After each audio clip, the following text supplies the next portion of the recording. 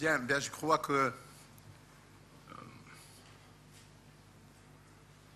comme il n'y a plus d'intervention, je voudrais remercier tous ceux qui ont demandé la parole pour faire des remarques et faire des propositions d'enrichissement de cette déclaration.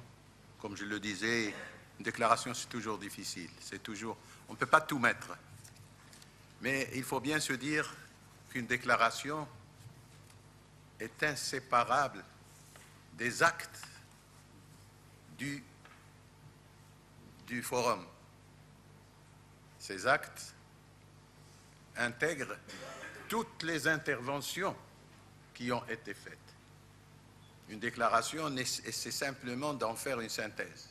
Et par définition, toute synthèse est quelque part une trahison de certaines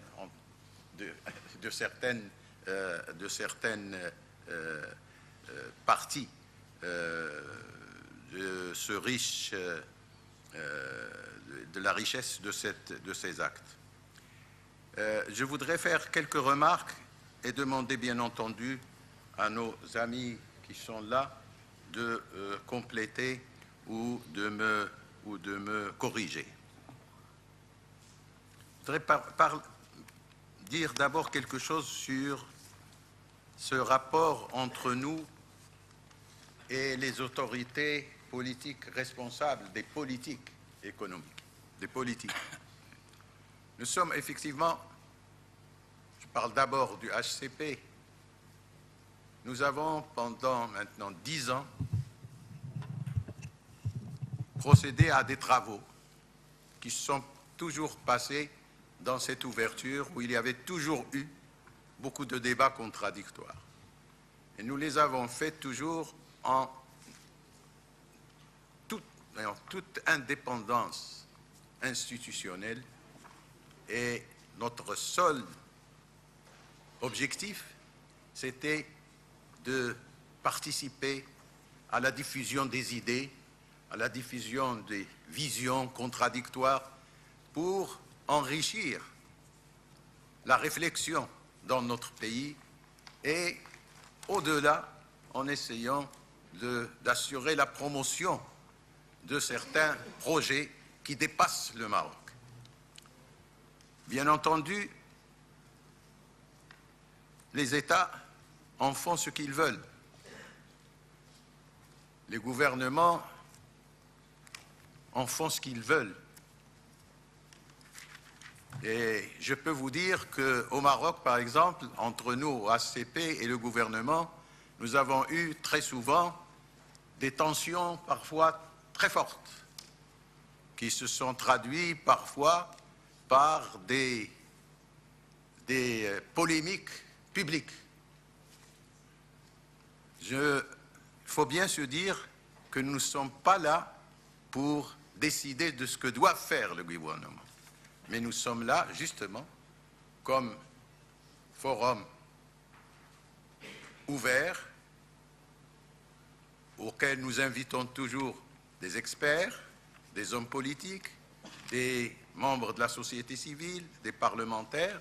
Eh bien, nous avons ainsi essayé de promouvoir cette idée de l'espace atlantique, de la communauté atlantique, et par forums successifs, nous voyons prendre corps une vision qui est en train de se développer et d'avoir de plus en plus de consistance et de prise en charge par plusieurs acteurs qui sont des acteurs universitaires, académiques, politiques et parfois gouvernementaux. Aujourd'hui, nous sommes dans une phase où, grâce à tous nos rapports avec l'Union européenne, nous avons eu des contacts avec le BEPA et nous avons maintenant fait un nouveau pas avec un partenaire de qualité qui est donc partie dans ce forum. Donc, il ne faut pas croire que cela va se faire du jour au lendemain. Mais il faut continuer. La présence de plusieurs pays, c'est un gage que les autorités dans ces pays vont prendre connaissance de ces travaux. Et je crois que nous sommes dans un monde aujourd'hui, avec ce qu'il connaît comme bouleversement, je crois que nous sommes sur un thème, sur un projet qui correspond quelque peu à un besoin, et peut-être correspond bien s'insère bien en tout cas dans les voies qui s'offrent aujourd'hui dans la réorganisation dont parlait M. Guéhenno tout à l'heure du monde. Donc il n'y a pas de confusion à faire sur cet aspect-là. Le deuxième aspect que je voulais dire, c'est le problème aussi soulevé de dire, bon, est-ce qu'on va continuer à aller dans le même sens pour revenir à Srirat? Bon, nous sommes dans cette voie. Nous avons considéré qu'il y avait un premier Srirat, un deuxième Srirat. Il faut avoir ce sens d'accumulation et de l'évaluation. Bien entendu, d'ici là, il va y avoir, déjà, entre le premier Srirat et celui-là, il y a eu beaucoup d'initiatives auxquelles nous avons participé et auxquelles beaucoup de personnes, de participants, ont participé. Nous avons eu depuis des contacts et des rapports avec plusieurs réseaux de réflexion sur cette question et donc ce n'est pas du tout limitatif aux participants actuels. Tous ceux qui vont prendre des initiatives dans ce sens vont pouvoir compter sur une bonne partie de ceux qui sont là et qui auront été déjà dans cette réflexion. Et c'est ça l'avantage. Eh bien, il y aura un troisième Srirat. Ça, c'est une initiative qui continuera. Eh bien, entre-temps, j'espère qu'il y aura d'autres. Aux États-Unis, au Sénégal, dans d'autres pays, et nous serons toujours heureux d'y participer. Et c'est là l'avantage de ce point focal qui a été créé. Ce point focal a comme objectif d'avoir une structure légère, sans aucune complexité, pour continuer à suivre ce qui se fait, à inviter tous ceux qui sont là quand il y a une information sur des travaux qui sont initiés ici ou là, de leur dire, eh bien, il y a telle chose, de suivre, d'accumuler et de créer aussi une banque de données qui serait utile pour tout le monde. C'est cela l'avantage. Maintenant, en ce qui concerne les initiatives qui sont énumérées ici. Bien sûr, il y a eu beaucoup de propositions. Il a fallu en prendre celles qui semblent avoir été suffisamment importantes dans les débats et qui sont effectivement répondre à un besoin important. Parce qu'on ne pouvait pas mettre toutes les initiatives, nous ne pourrions pas les suivre toutes, ni participer à leur mise en place ou à leur préparation. Mais nous allons les suivre et nous allons, dans nos rapports avec l'ensemble des acteurs qui sont susceptibles de prendre en charge ces initiatives, pour les inciter à les faire, pour qu'on contribue à leur réalisation. Nous ne pouvons pas mettre toutes les initiatives, mais ces initiatives seront là et nous avons eu beaucoup de rapports avec plusieurs acteurs qui sont prêts à les prendre en charge. En ce qui concerne aussi les quelques remarques qui ont été faites sur qui fait quoi. Qui fait quoi? Eh bien, c'est ce que j'ai dit. Il y a une cellule, il y a des opérateurs de la société civile, je me souviens tout le travail qui a été fait par l'Université de Québec et qui ont déjà fait deux grandes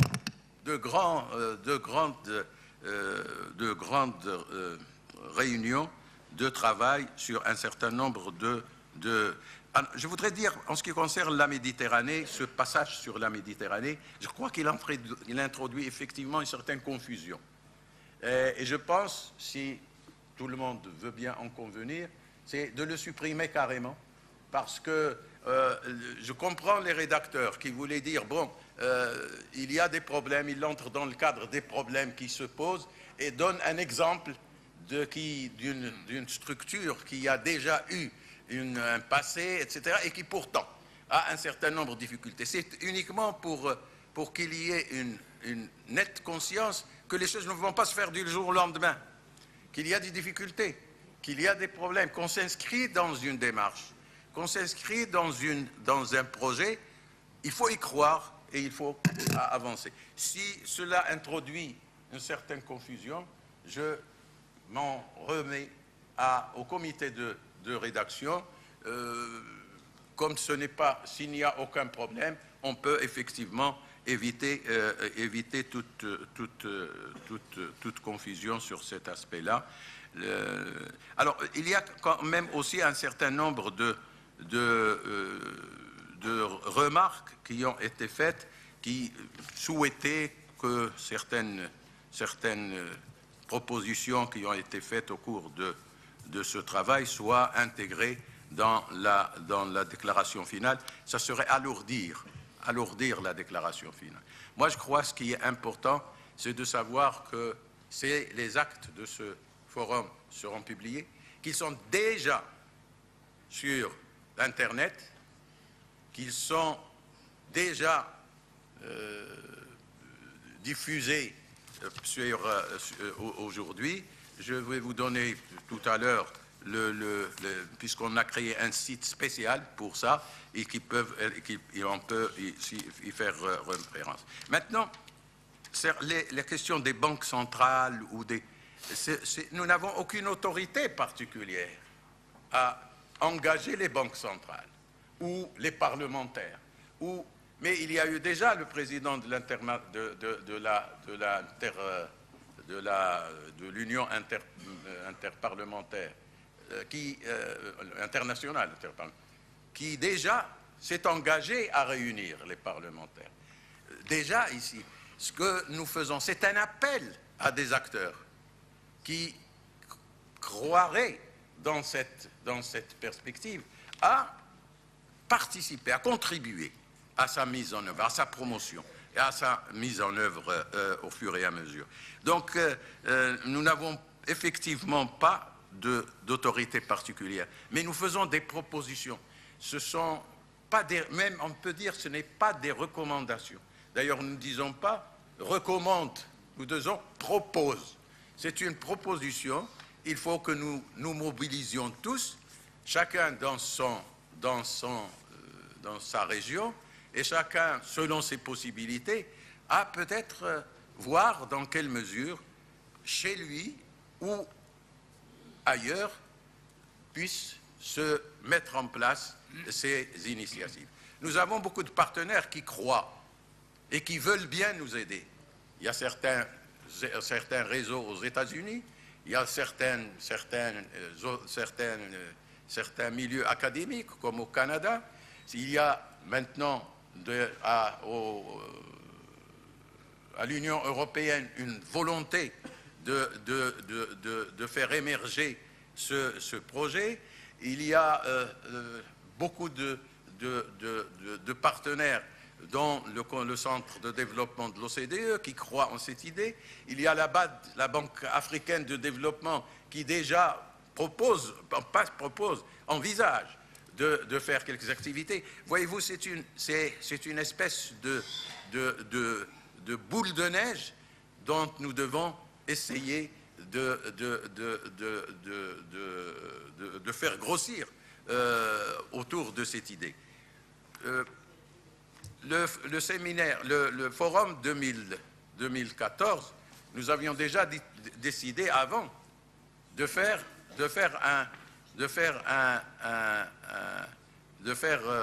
tous les 2 ans ce forum pour continuer à voir, à évaluer, à faire avancer et à faire d'autres propositions en fonction de l'évolution du monde et des conjonctures. J'espère qu'il y aura d'autres forums à côté, en complément. L'essentiel, c'est que ça soit en complément et que les uns et les autres profitent de ce qui a été réalisé comme avancée chez les uns ou chez les autres pour le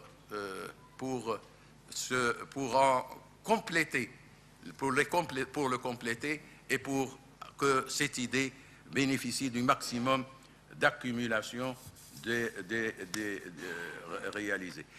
Parfois, il y a aussi certaines idées, comme celle de territorialiser la mer, maritimiser le territoire de notre cher ami Brunel. Mais ça a été beaucoup discuté, cet aspect. Et justement, les spécialistes de la mer ne voulaient pas entendre parler d'une gestion de la mer comme on gère le territoire. Et les spécialistes disent que la mer, c'est une gestion particulière, c'est une gestion, au contraire, c'est qu'il faut aller vers les territoires à partir de la spécificité de la mer. C'est cela ce que nous ont enseigné les amiraux qui sont là et qui connaissent très bien les questions de la mer. Mais je laisserai la possibilité à tout le monde de pouvoir répondre à cela. Et je vais demander à mes amis qui sont là, M. Thébault et d'abord à M. Thébault. Commence par la droite un peu.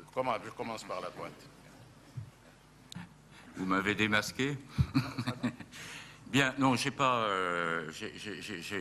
en fait quasiment rien à ajouter. Je partage effectivement. Je suis sensible à un grand nombre des interventions, mais comme le ministre le disait, c'est une déclaration. Hein, c'est pas une feuille de route. Alors on met quelques points de repère essentiels, mais bien sûr il va falloir ensuite décliner cela. Deuxièmement, et d'ailleurs parmi les remarques qui ont été faites et la suggestion qu'a retenue le ministre et que je partage totalement, qui est la suppression de cette phrase sur la Méditerranée, qui est faite en fait, n'ajoute rien au fond de l'initiative qui nous réunit ici. Je pense aussi, mais là je fais confiance totalement au comité scientifique auquel participons, mais pour essayer d'accommoder un certain nombre de propositions qui ont été faites ou de suggestions de modifications, et j'ai aucun doute qu'ils sauront le faire très bien. Et peut-être, en effet, il serait bon de un peu rebalancer le début pour tenir compte de l'ensemble de ce que j'appellerais, ou ce que j'appelle de mes voeux, les parties prenantes à cette initiative pour une communauté atlantique. Sur l'Union européenne, non, enfin bien sûr, moi j'accepte ce texte. C'est pas l'Union européenne qui aussi, est la cause de tous les malheurs du monde. Donc, merci de l'avoir noté, mais c'est vrai qu'on est quand même dans une crise profonde. C'est pas à elle seule cette crise qui va régler la crise plus profonde encore que M. Guénaud d'ailleurs a éloquemment évoqué. Mais voilà, et on n'entraîne pas non plus l'Union européenne dans des engagements contraignants à ce stade. Et il y aura du travail, comme partout, hein, dans les autres.